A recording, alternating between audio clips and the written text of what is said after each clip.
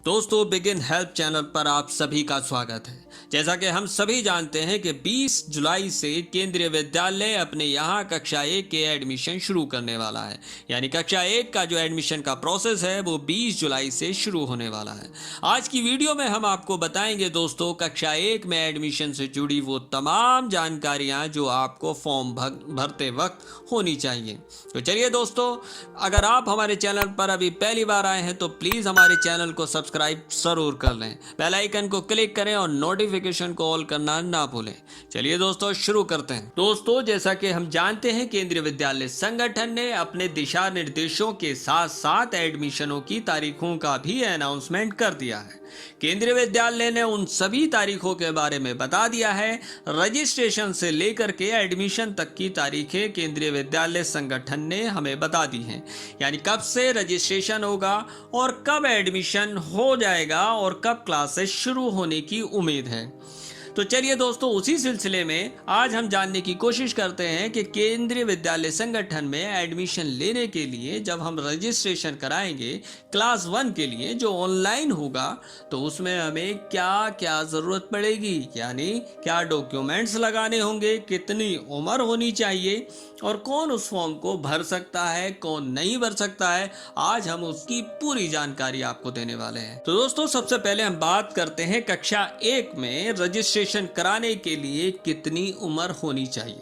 केंद्रीय विद्यालय में एडमिशन लेने के लिए अकॉर्डिंग टू केंद्रीय विद्यालय संगठन के अनुसार केंद्रीय विद्यालय में दाखिला लेने के लिए कक्षा 1 में जो उम्र होनी चाहिए वो 5 से 7 साल है। यानी कम से कम उस बच्चे की उम्र 5 साल होनी चाहिए और ज़्यादा से ज़्यादा 7 साल। उम्र कैलकुलेट करने का जो तरीका है वो 31 मार्च है।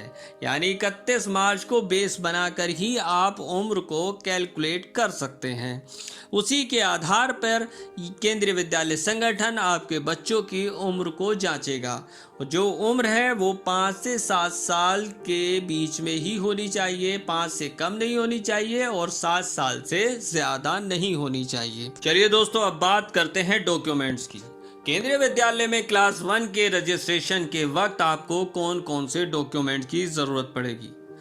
देखिए, डॉक्यूमेंट्स आपको 2 तरीके से ज़रूरत पड़ेगी। अगर आप जनरल कैटेगरी में आते हैं तो आपको अलग डॉक्यूमेंट चाहिए, और अगर आप किसी कास्ट कैटेगरी में अपने बच्चे का फॉर्म भर रहे हैं तो आपको एक डॉक्यूमेंट या एक सर्टिफिकेट की और ज़्यादा आपको ज़रूरत पड़ेगी। चलिए, सबसे पहले हम बात करते हैं जनरल कैटेगरी की। तो जनरल कैटेगरी के बच्चों के लिए जब आप उनका रजिस्ट्रेशन कराएंगे तो सबसे पहले आपको डेट ऑफ बर्थ सर्टिफिकेट चाहिए, यानी जन्म तिथि का प्रमाण पत्र, और दूसरा एक फ़ोटो बच्चे की चाहिए। तीसरा एड्रेस प्रूफ, उस बच्चे का एड्रेस प्रूफ माता पिता का लगेगा। उस बच्चे के रजिस्ट्रेशन के वक्त एड्रेस प्रूफ माता पिता का होना चाहिए। ये 3 डॉक्यूमेंट्स आपको रजिस्ट्रेशन के वक्त देने होंगे जब आप जनरल कैटेगरी में आते हैं। अगर आप किसी कास्ट कैटेगरी के अंतर्गत अपने बच्चों के एडमिशन के लिए रजिस्ट्रेशन करा रहे हैं तब आपको एक सर्टिफिकेट एक्स्ट्रा देना होगा, और वो सर्टिफिकेट होगा कास्ट सर्टिफिकेट।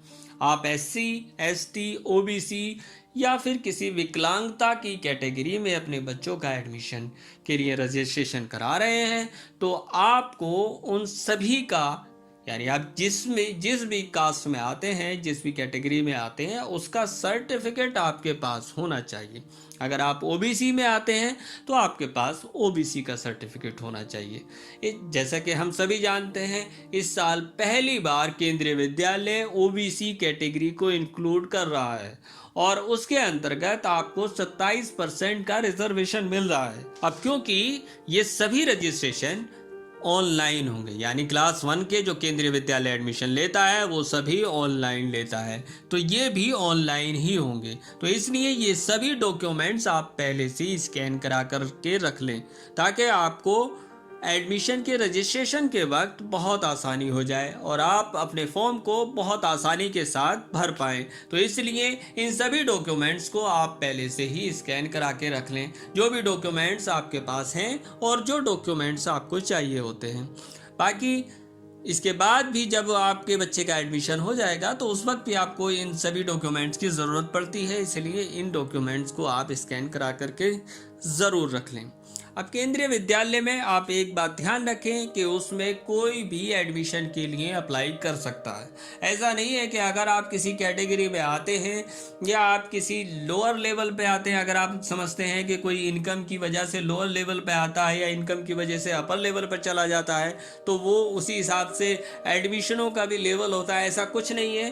कैटेगरी केंद्रीय विद्यालय ने ज़रूर बनाई हुई है, यानी उनको कैटेगरी वाइज ज़रूर बांटा हुआ है, मगर एडमिशन के लिए कोई भी अप्लाई कर सकता है। अगर आप अपने बच्चों का एडमिशन केंद्रीय विद्यालय में कराना चाहते हैं तो बिल्कुल अप्लाई करें, उसमें कोई रुकावट नहीं है। अगर आप भारत के नागरिक हैं तो आप केंद्रीय विद्यालय में दाखिले के लिए अप्लाई कर सकते हैं, आपको अप्लाई करने से कोई नहीं रोक सकता। और अगर आपके बच्चे का लिस्ट में नाम आ गया है तो आपके बच्चे को दाखिला देना केंद्रीय विद्यालय संगठन की जिम्मेदारी है। कक्षा 1 के रजिस्ट्रेशन करने की जो तारीख है वो 20 जुलाई से लेकर के 7 अगस्त 2020 तक है। इस बीच में इन तारीखों तक आप अपने बच्चों के एडमिशन के लिए रजिस्ट्रेशन करा सकते हैं। हालांकि आप इससे पहले ही करा लें रजिस्ट्रेशन, कोई दिक्कत नहीं है। आप अपने दिशा निर्देश अच्छे से पढ़ें और उसके बाद रजिस्ट्रेशन ज़रूर करा लें, वक्त से पहले करा लें। और उसके बाद जब ये सब फॉर्म भर दिए जाएंगे तो 11 अगस्त 2020 को पहली लिस्ट लगाई जाएगी, पहली लिस्ट निकाली जाएगी। ये लिस्ट स्कूल अपने यहाँ पर नोटिस बोर्ड पर भी लगाएंगे, साथ में वो अपने स्कूल के पोर्टल पर भी इसको अपलोड करेंगे। ये ज़रूरी नहीं है कि वो अपने स्कूल के पोर्टल पर उसको अपलोड करें, मगर क्योंकि आजकल कोविड-19 चल रहा है, लोगों को घर से निकलने की इजाज़त नहीं है, इसलिए स्कूलों का फर्ज बनता है कि वो अपने पोर्टल पर इन लिस्ट को अपलोड ज़रूर करें। बाकायदा स्कूल इस बार आपको फ़ोन करके, ईमेल से, ये फ़ोन तभी आपके पास आएंगे, फ़ोन या ईमेल, जब आपके बच्चे का एडमिशन हो गया हो। लिस्ट में नाम आने के बाद स्कूल आपको एक फॉर्म भेजेगा, यानी जिन बच्चों का नाम लिस्ट में आ जाएगा उनको एडमिशन लेने के लिए स्कूल आपको आपकी ईमेल पर या आपके व्हाट्सएप पर आपको फॉर्म भेजेगा। इसलिए अपना ईमेल आईडी ज़रूर लिखें, अगर नहीं है तो बनवा लें। वो ईमेल आईडी लिखना बहुत ज़रूरी है, क्योंकि स्कूल जो है फॉर्म ज़्यादातर आपको ईमेल पर ही भेजेंगे। वो फॉर्म आपको ईमेल पर मिल जाएगा, उसको आपको प्रिंट आउट कराना होगा। प्रिंट लेने के बाद आपको उसको फिल करना होगा, भरना होगा, अच्छे से पढ़ के आप उसको भर लें। भरने के बाद उसमें डॉक्यूमेंट्स की लिस्ट भी दी होगी कि कौन कौन से डॉक्यूमेंट्स आपको चाहिए।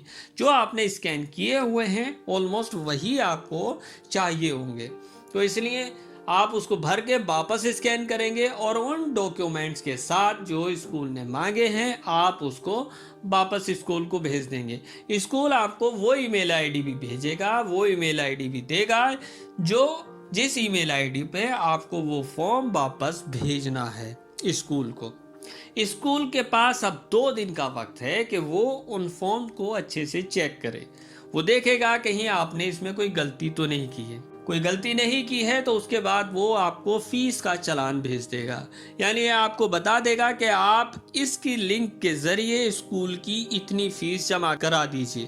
फ़ीस में कोई बदलाव नहीं हुआ, जो पिछले साल तक पहली क्लास की फ़ीस थी वो इस साल भी आपको देनी होगी। एक बात और ध्यान से सुन लीजिए कि 11 अगस्त को पहली लिस्ट निकाली जाएगी। सर्कुलर में केंद्रीय विद्यालय संगठन ने पहली, दूसरी, तीसरी लिस्ट की डेट भी दे रखी है, और उसको भी अच्छे से समझ लीजिए कि दूसरी लिस्ट तभी निकाली जाएगी जब सीटें पहली लिस्ट निकलने के बाद भी खाली रह जाएंगी। यानी जो बच्चे एडमिशन नहीं लेते हैं और उनको वेटिंग लिस्ट में डाल दिया जाता है, यानी सेकंड लिस्ट में, तो वो सेकंड लिस्ट तभी जारी की जाएगी जब पहली लिस्ट के बच्चे एडमिशन ना ले पाए। इसी तरीके से थर्ड लिस्ट निकाली जाएगी। तो आप ये मान के चलें पहली लिस्ट में जिन बच्चों का नाम आ गया है उनका तो एडमिशन पक्का है, उनका तो एडमिशन हो ही जाना है, मगर सेकंड लिस्ट के इंतज़ार करना पड़ेगा आपको अगर आप केंद्रीय विद्यालय में एडमिशन लेना चाहते हैं, क्योंकि हो सकता है कि जो बच्चे एडमिशन ना लें तो उनमें आपके बच्चों का नाम आ जाए। तो इस तरीके से ये 3 लिस्ट निकाली जाएंगी। तो दोस्तों ये कंप्लीट इंफॉर्मेशन थी। उसके बाद केंद्रीय विद्यालय ने ये भी बताया है कि लगभग इन तारीखों तक यानी 15 सितंबर तक क्लासेस भी स्टार्ट हो जाएंगी। अब वो डिपेंड करता है कि अगर ये लॉकडाउन इसी तरीके से चलता रहा तो केंद्रीय विद्यालय संगठन ऑनलाइन क्लासेस शुरू करेगा, और अगर देश में कोरोना वायरस का जो माहौल है वो कम हो जाता है, कोरोना वायरस कम हो जाता है, तो हो सकता है स्कूल खोल दिए जाएं। फिर आपके बच्चों को स्कूल में जाकर ही वो क्लासेस लेनी होंगी। तो दोस्तों हमें उम्मीद है ये इन्फॉर्मेशन आपके बहुत काम की होगी, आपको ज़रूर फ़ायदा पहुंचाएगी। मिलते हैं दोस्तों अगली वीडियो में।